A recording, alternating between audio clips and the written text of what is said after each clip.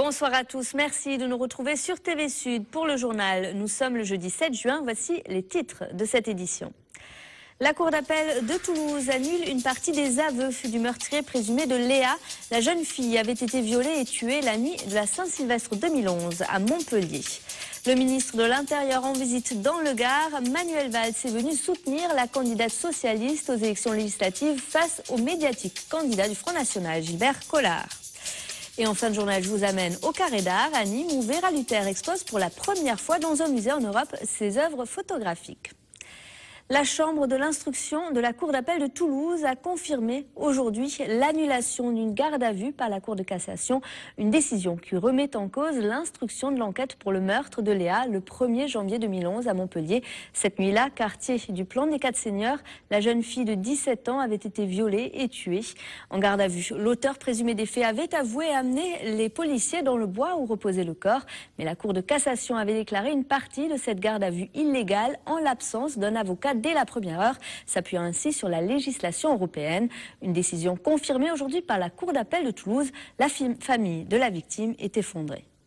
L'état d'esprit, c'est l'incompréhension, la tristesse, la colère, tout ce que vous voulez.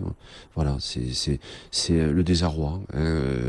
Est-ce que l'institution judiciaire est encore crédible? Toutes ces questions, on se les pose, oui. La Cour d'appel de Toulouse a décidé d'annuler tous les aveux du mis en cause en garde à vue, devant le juge d'instruction, devant les experts. Donc on enlève toutes les déclarations du mis en cause et il reste des éléments matériels. Voilà, donc c'est quand même très problématique. Donc il faut se poser la question de savoir si on accepte cette décision, si on va au procès en assise avec cet arrêt ou si on fait un pourvoi en cassation.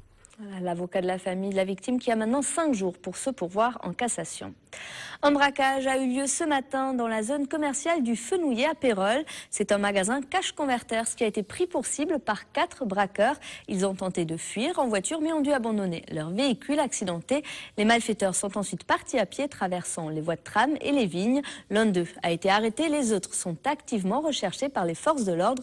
Un policier à moto a été blessé lors de cette intervention.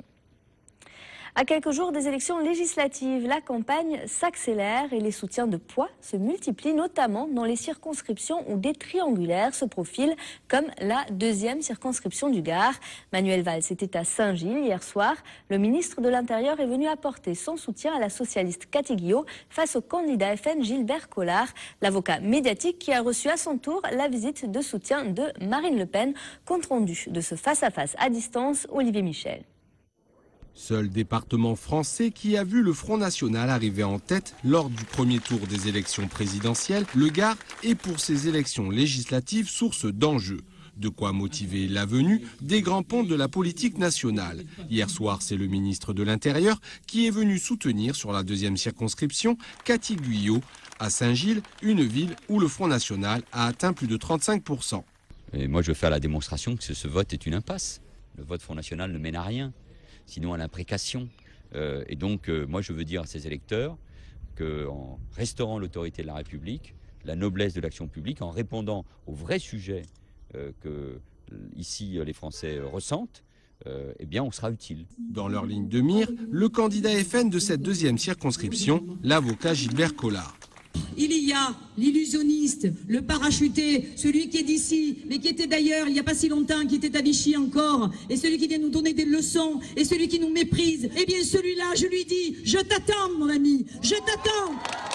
De ce territoire de la 2e circonscription, il ne faut pas qu'il s'abandonne. Il faut que nous gagnions et que nous donnions une majorité à François Hollande. Il n'y a que comme cela que nous pourrons changer les choses sur ce territoire. De son côté, Gilbert Collard a lui reçu la présidente du Front National. Présente ce matin à Saint-Gilles et Vauvert, elle est venue soutenir son candidat. Parce qu'il est dans une région, dans une circonscription qui nous fait confiance, parce que c'est une personnalité aussi dont les habitants savent qu'ils seront le meilleur de leur avocat. Un soutien en forme de retour d'ascenseur pour celui qui fut le président de son comité de soutien pendant la présidentielle. C'est aussi un geste de remerciement à l'égard des électeurs du Gard qui ont voté massivement pour elle. Elle est venue dire merci à cette levée en masse. Et on espère que le courage, l'énergie du peuple du Gard va continuer. Et moi, si je vais au Parlement, ça sera pour transporter dans cette hémicycle du silence, le bruit de la révolte, de la colère, du mécontentement, de l'écœurement de tout un peuple qui n'en peut plus. Selon un sondage IFOP Midi Libre paru aujourd'hui, les 3 candidats du PS, du Front National et le député sortant UMP Étienne Mouru feraient jeu égal à 29,5%, laissant se dessiner une triangulaire lors de laquelle Marine Le Pen a annoncé que son candidat ne se désisterait pas. Et les autres candidats sur cette deuxième circonscription du Gard sont le député sortant UMP Étienne Mouru, Jean-Michel Sposito pour le parti du vote blanc, Dorothée Martinerie pour Debout la République, Daniel Floutier du Front de gauche, l'écologiste Auguste Victoria, Stéphane Monson pour Lutte ouvrière, Jacqueline Abello-Boyer pour le Trèfle, Carole Jourdan qui représente l'Alliance écologiste indépendante et le candidat du Parti pirate James Clément. Dans les Bouches-du-Rhône, Michel Vauzel appelle à la résistance face à l'UMP-FN. Le député socialiste répond ainsi aux propos du maire des Saintes-Maries-de-la-Mer, son opposant sur la 16e circonscription des Bouches-du-Rhône. Roland Chassin qui s'est déclaré prêt à s'entendre avec le FN pour faire battre le PS, appelant un rapprochement avec Valérie Lopiès, la candidate frontiste sur cette circonscription. Les réactions de Michel Vauzel et Roland Chassin recueillies aujourd'hui par nos confrères de LCM. Écoutez. Donc nous avons ce matin Chassin prêt à se désister pour le Front National. Oui, l'UMP a perdu la tête, on le voit d'ailleurs, elle a plusieurs têtes. C'est un hydre maintenant. Et nous avons un UMP FN qui est en train de se dessiner avec des hommes comme Roland Chassin. Ensemble, choisissons la France. Mon programme, c'est bleu, blanc, rouge. C'est pas Front National, mais c'est la France que j'aime. Quand je vois le programme qu'a fait Mme Lopi, Front National, je veux dire, on est prêts l'un de l'autre. Voilà pourquoi, aujourd'hui, l'élection 2012, c'est quoi? C'est tous contre Michel Vauzel. À noter que plusieurs figures locales de l'UMP ont pris leur distance avec les déclarations de Roland Chassin aujourd'hui, notamment le sénateur-maire UMP de Marseille, Jean-Claude Gaudin. Et les autres candidats sur cette 16e circonscription des Bouches-du-Rhône sont Mireille Haas pour la MNR, Christian Régis pour le Parti ouvrier indépendant, Emmanuel Bonhomme pour le Front de gauche. Europe Écologie Les Verts est représenté par Salim Jarou, Cap 21 par Bernard Pignolo et le candidat Lutte ouvrière est Guy Dubost. La Banque alimentaire de l'Hérault n'est plus à l'étroit. Il y a quelques mois, l'association humanitaire lançait un appel aux entreprises pour pouvoir financer son déménagement vers des locaux plus adaptés à la collecte et à la redistribution des denrées alimentaires et faire face à une demande toujours croissante. Aujourd'hui, une vingtaine de sociétés ont mis la main à la poche et créé un fonds de dotation qui permet de payer le coût de loyer de ces tout nouveaux locaux. Un dispositif unique en France. Écoutez. Le fonds de dotation était essentiel.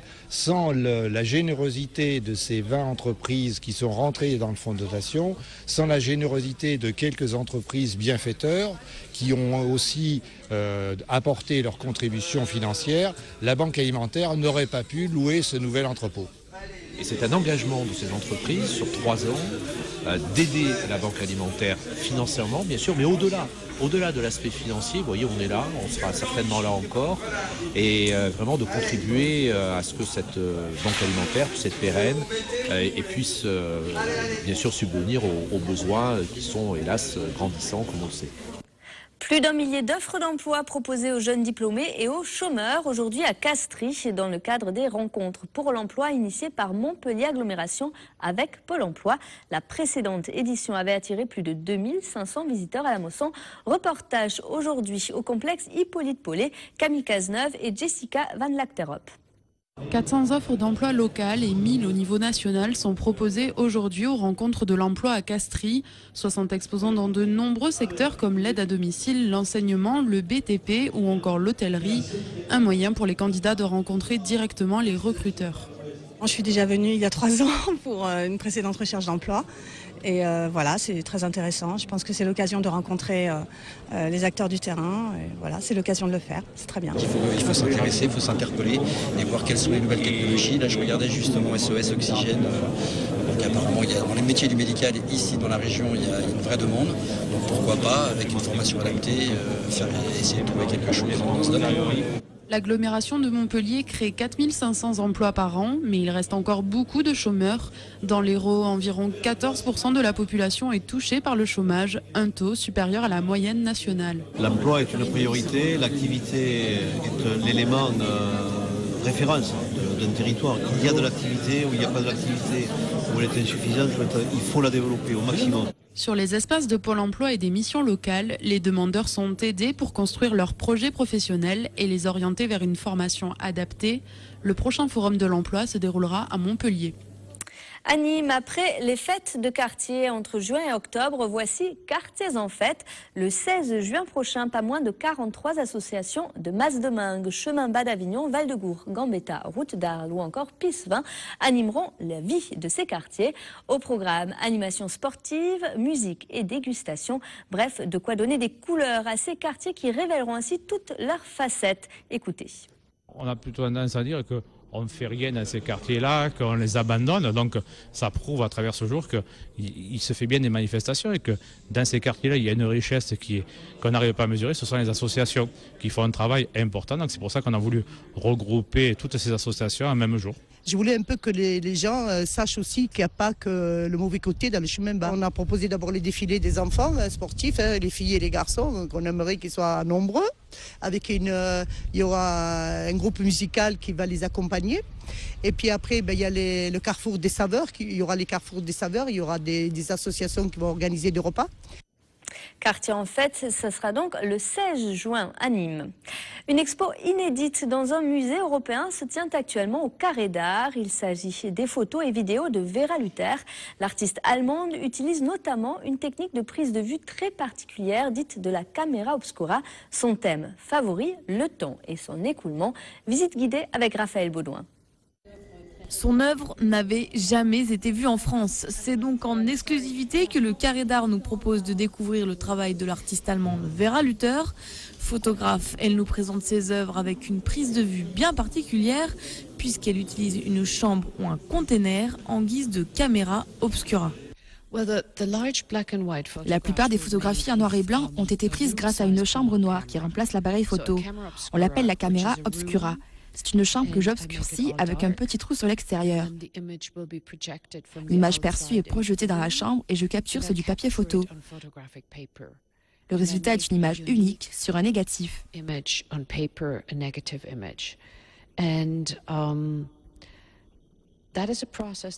C'est une méthode que j'ai développée à New York où je vis. J'ai voulu explorer de nouvelles techniques. Vera Luther joue sur le temps et la lumière. Elle a même entrepris de photographier la Lune, un symbole du temps qui passe. En fait, il y a à la fois un choix d'une mini rétrospective avec, elle a eu différentes séries dans son travail, avec des photos prises dans des environnements urbains, dans des sites industriels, mais aussi à Venise, par exemple. Donc ça, ce sont des œuvres qui se développent, entre la fin des années 90 jusqu'à maintenant. Et donc, il y a également dans le choix de l'exposition deux projets qu'elle a menés en 2011. Sa première vidéo, parce que c'est la première fois, elle n'en avait jamais fait, donc c'est la première présentation au public, et également un ensemble de photos sur la Lune, qui ont été prises également donc en 2011. L'exposition s'est ouverte hier, elle restera au musée d'art contemporain de Nîmes pendant 4 mois, clôture le 16 septembre. C'est la fin de cette édition. Merci de l'avoir suivi. Retour de l'actu demain dès 12h30 pour votre édition de la mi-journée. Et c'est Olivier Roiran qui vous présentera les infos. Passez une très belle soirée sur TV Sud.